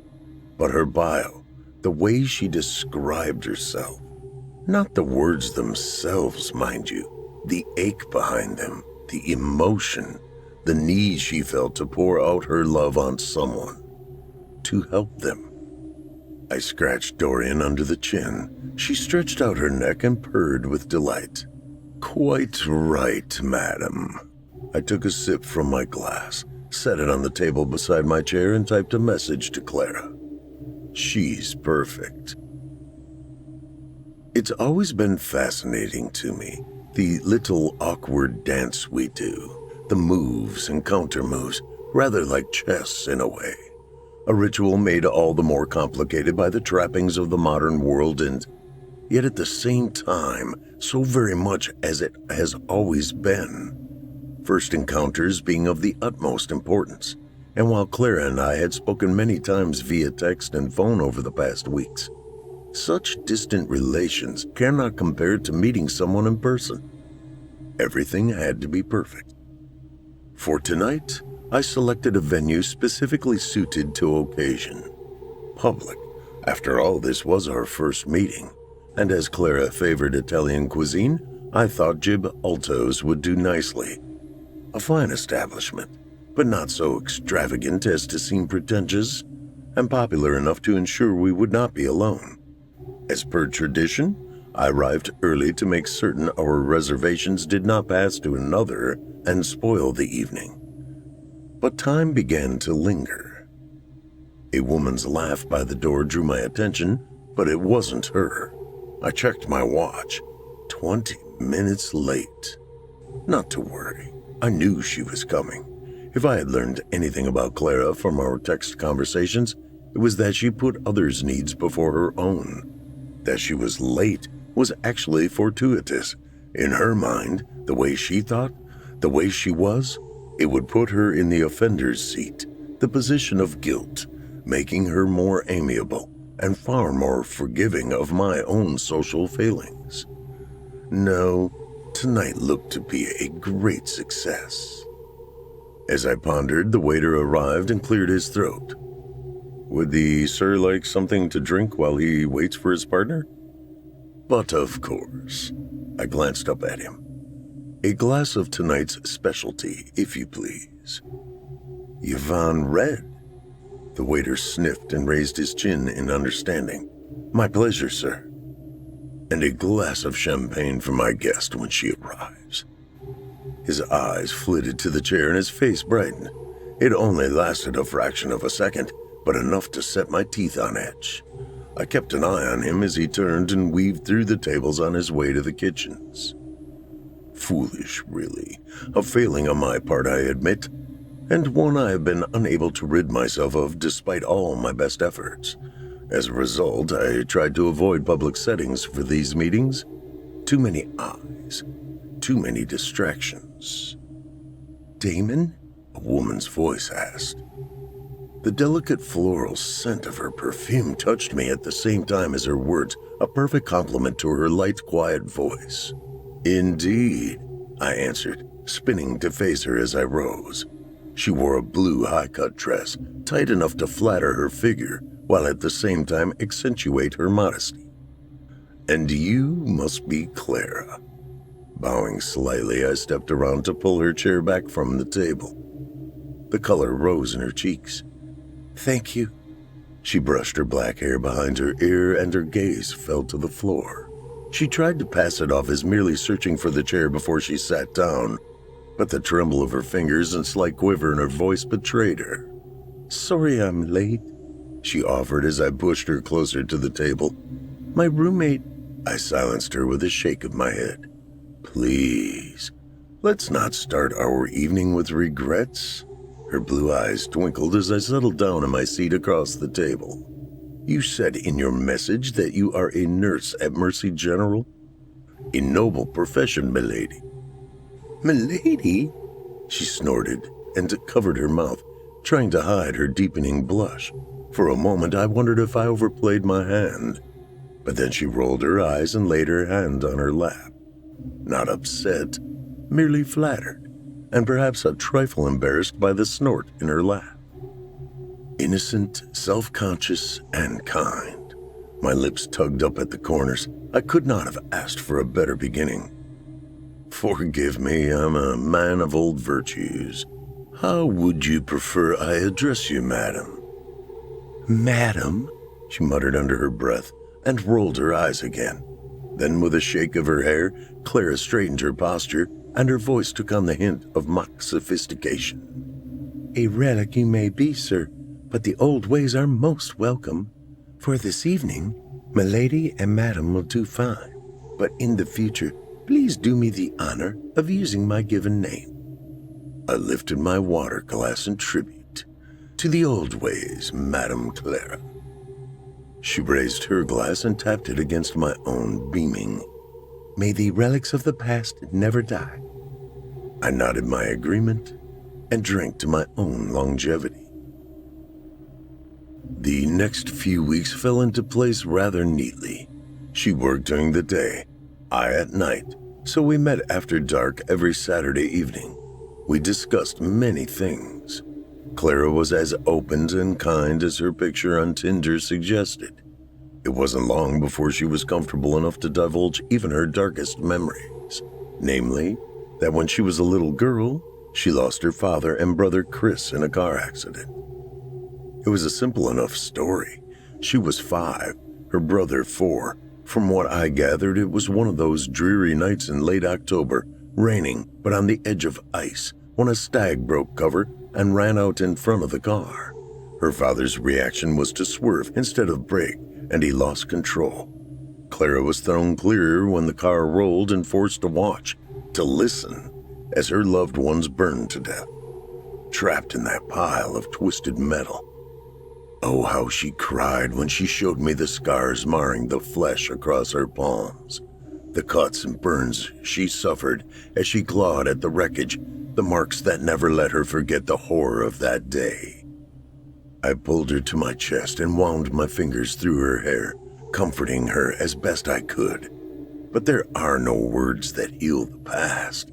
I simply held her in my arms, stroked the back of her head, and whispered gently in her ear how sorry I was, until her sobs choked into silence, until her body stopped shaking.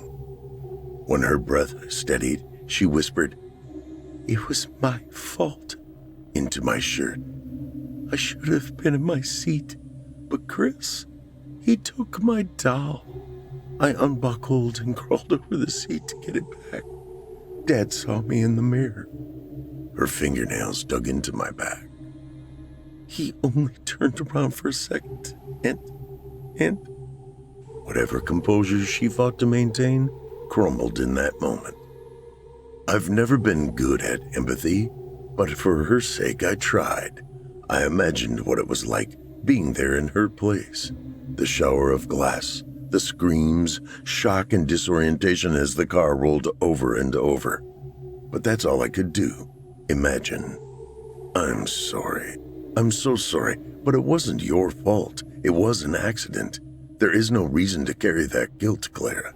Deer appear out of nowhere, and on those conditions, in the dark? I shook my head. Your father was only human. Even if he wasn't distracted, he would have reacted the same. Listen to me. It is not your fault.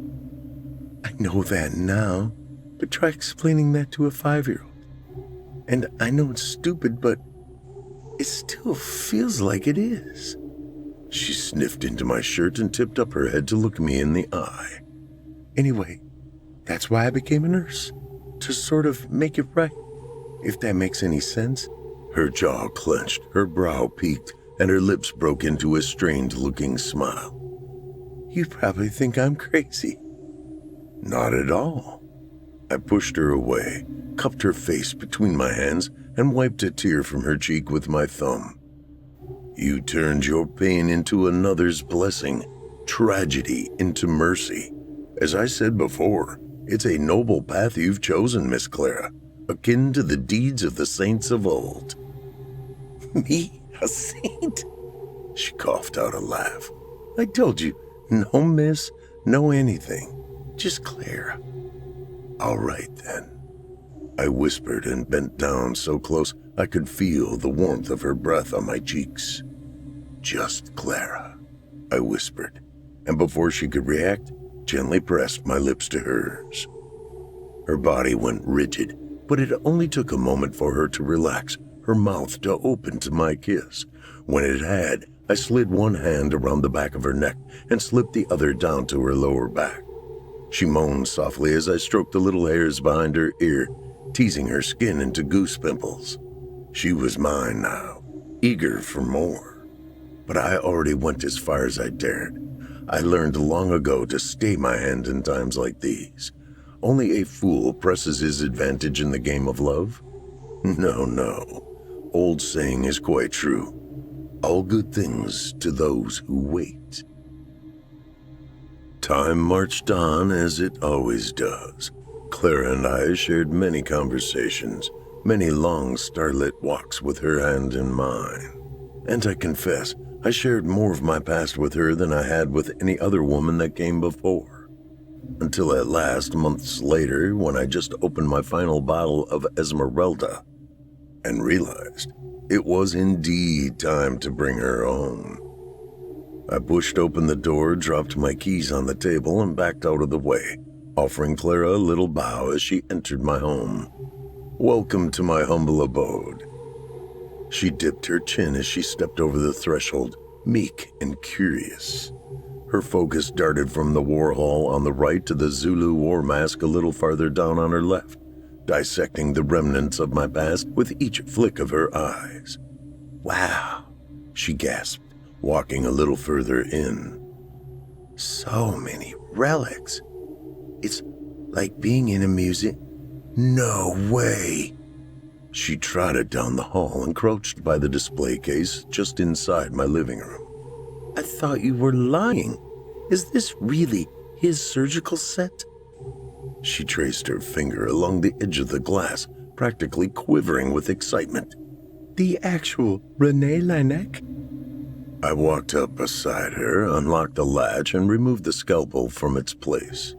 The very same.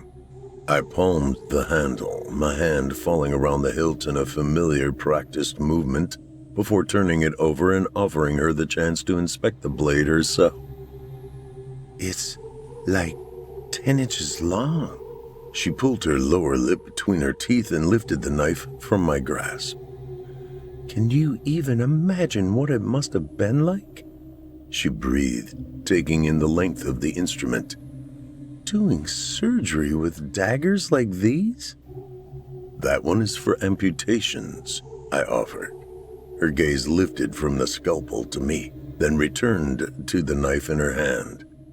Hence the length of the blade. But in some ways, these instruments are far superior to their modern counterparts. Feel the balance, the way it comes alive in your hand, and of course it's silver, which serves as a natural counter to biological contaminants as well as killing werewolves."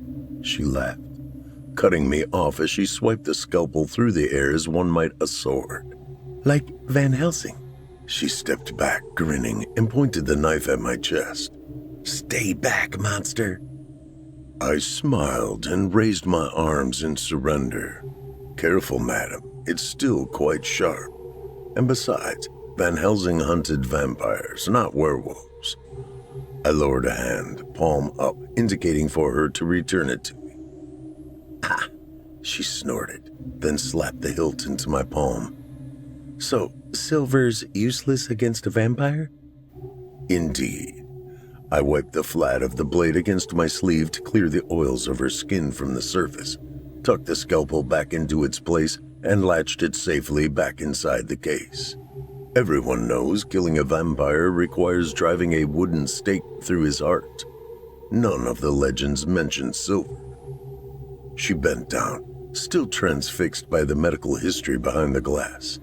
"I just can't believe I'm actually dating the great-great-grandson of the René Laennec." Her eyes shone when she turned her focus on me. "A whole family line of first-class surgeons." And that's when Dorian entered the scene. She slunk out of the kitchen, head held high, as though the house was hers, and Clara and I were only barely welcome. "Ah, yes." I catch Clara's eye and nod to Dorian. "I do believe I told you that you were not the only woman in my life. This, my dear, is my companion, Dorian." Dorian, ever ruled by disdain, strode past Clara, ignoring her entirely. She sat down at my feet with a rather indignant-sounding mew and stared up at me expectantly. "Yes, madam." I sighed and squatted down beside the true mistress of the house in order to quell her wrath with a stroke of her ears and back. "I must again beg your pardon, it seems. But you see, Dorian, the blame does not rest with me entirely this time." Dorian turned her head, blinked at Clara as though she were inspecting a rather disgusting insect, and resumed pretending she didn't exist. I tapped the end of her nose with my finger. "Oh, come now, madam. You're being terribly rude." I glanced up at Clara just in time to watch her mouth twitch up at the corners. "Forgive me, Dorian," she said with a curtsy. "I had no idea we were delaying supper." Unbuttoning her purse, Clara reached into the bag and pulled out a small bit of dried cat jerky. I hope this doesn't mean we can't be friends." Dorian, apparently won over by the tidbit, if not Clara's undeniable charm, abandoned me instantly. She trotted over to rub her leg in the most unabashed display of betrayal I'd seen in many years. "Turncoat," I muttered under my breath as I watched Dorian finish the treat and flop over on her back for a belly rub. "A regular Benedict Arnold, madam. If this was a time of war, I'd have you flogged."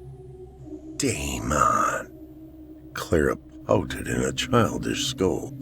"I'm surprised at you keeping this itty-bitty kitty waiting when she's so hungry." As if the two of them had forged some mystical feminine bond in the last 20 seconds, Dorian cast me an icy stare and punctuated the gesture with, in my opinion, a completely unnecessary hiss. I clicked my tongue reproachfully and reached over to stroke her neck. "So that's how it is, eh?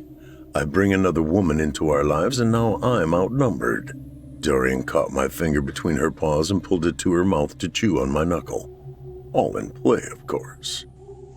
I caught Clara studying my reaction from the corner of my eye and gave my finger a little shake to free my hand from the tiger's maw. "Then I yield, madam. I know when I'm bested, and I dare not risk contending with two hungry ladies." I pushed myself to my feet and offered Clara my hand.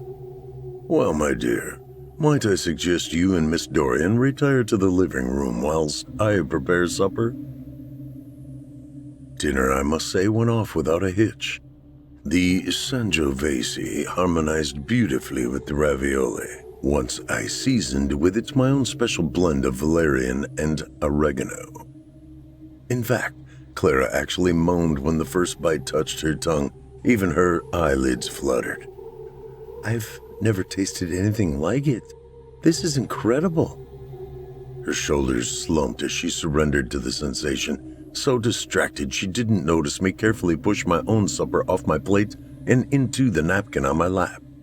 "I'm glad you approve," I said, once I had removed enough to give the illusion that I'd eaten. It took years to perfect the recipe, but it's really the wine that completes the alchemy. Her right eye cracked open in a slow, lazy motion, warm and deep, intoxicated. It was a look I'd seen many times, in many a woman's eye over the years. Love.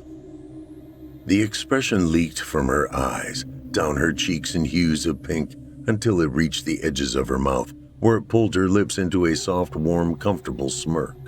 "A great surgeon and a great chef," she sighed and reached for her glass.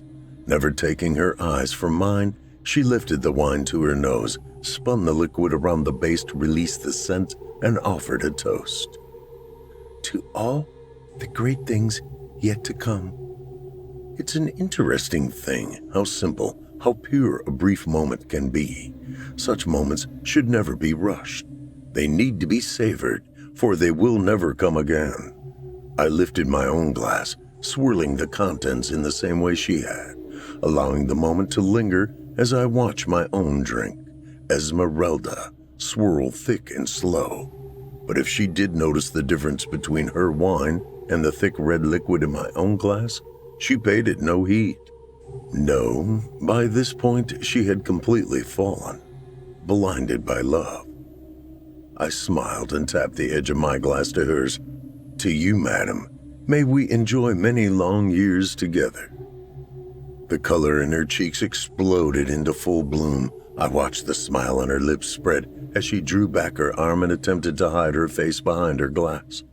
Then she grinned at me over the rim like a naughty child, said, "May we never be parted," and took a sip. Her pupils dilated almost instantly when the sedative hit her tongue, but there was no horror in her eyes, even as consciousness left her. No shock, no hatred. The valerian, mixed with the chemicals in her wine, saw to it that the last thing she would feel was pure, unadulterated ecstasy. I watched her arm twitch twice as she fought against the drug, the glass tip and spill as it rolled from her fingers, her body slump forward and fall on the table. She mumbled something. a question I could only guess at. And then Clara fell silent. I gave Esmeralda a swirl, drank the final remnants of my last romance, and offered Clara a promise. In a way we never shall, madam. I'll remember you always. On that, you have my word. During the next few moments, I retired to the basement to make my final preparations. Once everything was ready, I hefted Clara's body on my shoulder and brought her down as well. I carefully laid her on the mortician's table I had procured specifically for her, raised the head a few inches, and gently fastened the straps around her head, arms, and legs. She moaned, struggling to awake as the effect of the drugs began to wane. I leaned over her head and watched her eyelids flutter. Those beautiful blue eyes that always looked at me with such awe, such love. For a moment, I almost felt something, a twinge of an ache deep within my chest. Regrets? Sorrow, perhaps? I reached out and swept a stray hair from her face. No matter. When Clara's eyes cracked open, the sensation passed. Damon? Her voice shook when she regained enough of her senses to speak. What's happening? Where am I? Her arms strained against the straps. What are you doing? Only what I must, I replied, reaching under the table to show her the empty bottle with a new label, the gold-flowing script I chose in her honor. Clara, I read, letting my finger trace the letters. Beautiful label, don't you agree? Clara's eyes flicked to my old surgical tools laid out beside her on the tray, and her skin turned pale. But I don't think she really understood what was about to happen. Not until I took up the scalpel she threatened with me so playfully earlier and dipped it in the alcohol. Her chest rose and fell in rapid, shallow breaths. Damon, stop. You don't know what you're doing. You don't want to do this. You love me. Clara's voice trembled. And I love you. I tipped the silver blade back, pressing the point against my lip as I considered everything that led to this moment. The Tinder account and all that followed. All the carefully orchestrated steps I took to ensure that her heart would belong to me and me alone. The months I spent planning, drawing her in with perfect precision. Yes, I know you do. I turned around and tightened the straps binding her to the table, pausing only long enough to watch a single tear trace down her cheek. I tilted my head to the side and laid the knife along her skin to catch it on the blade. If you didn't, then your sacrifice would be useless. I lifted the knife, allowing the teardrop to dangle from the edge. You see, Clara, the scalpel did not belong to my grandfather, or his. It is mine. It has always been mine. I've kept these tools all these years, to remind me of what I was before. She whimpered and struggled against her bonds, but it was a frail attempt. She couldn't help but love me. Not anymore. Her love was unconditional, real, pure. I slipped my arm free of my sleeve, sliced open a thin line at the base of my wrist, infecting my immortal soul with her weakness, her strength. It burned. A sharp breath stabbed at my lungs as the sensation took hold. Sadness, betrayal, fear, and love. Emotions so strong I hadn't felt their like for over 1,000 years. But it wasn't enough. I wanted more. I needed to feel it again, to experience what she felt every time she looked at me, every time she thought of me.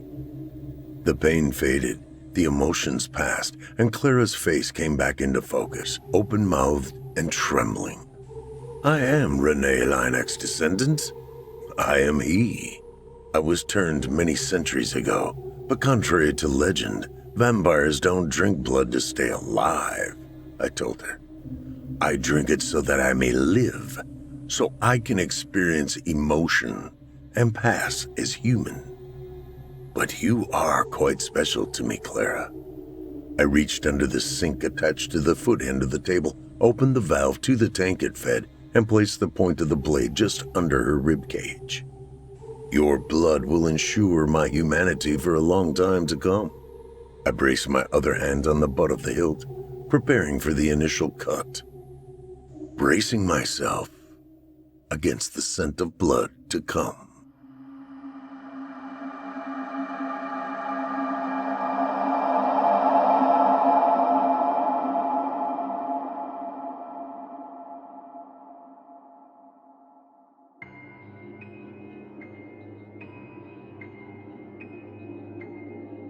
I hope you enjoyed tonight's story, The Price of Love, written by Dirk Stevens. Dirk Stevens exists only as a fantasy, more at home among the fairies as goblins of his imagination than roaming the mundane realm of mortals. He's an award-winning member of the Springfield Writers Guild and the author of many dark short stories, including Purgatory, 2021. Lil's single mistake ends her engagement and her life. Now forced to haunt the man she loves, Lil struggles to find a way to keep him alive. Purgatory can be found on Amazon.com.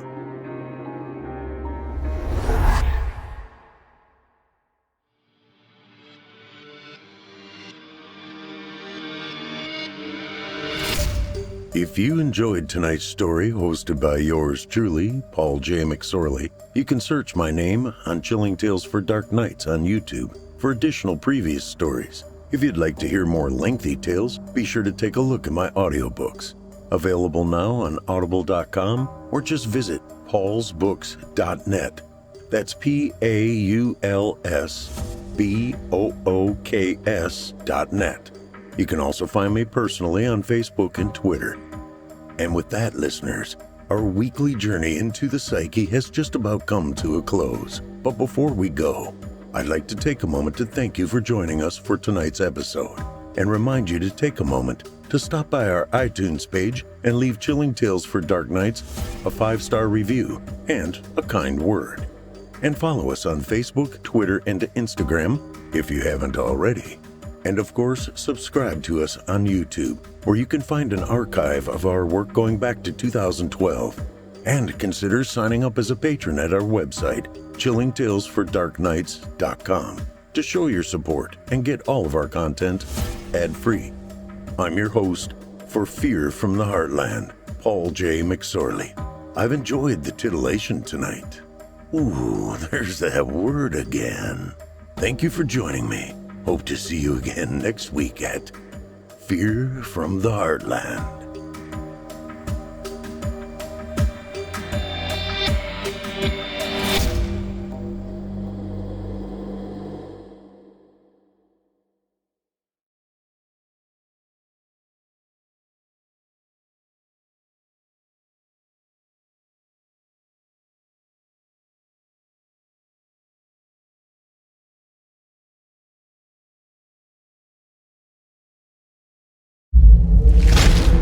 Chilling Tales for Dark Nights.